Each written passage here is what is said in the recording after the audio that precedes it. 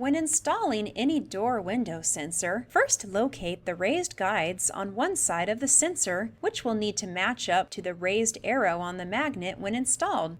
The gap between the raised markings on the sensor and the raised arrow on the magnet should be less than ½ inch.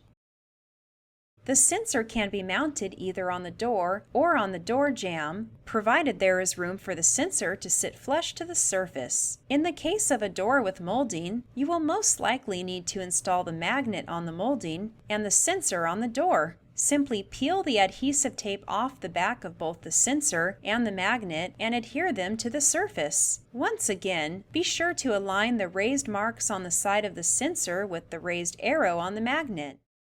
The sensor can also be secured to the door or frame using the provided screws for a more secure installation.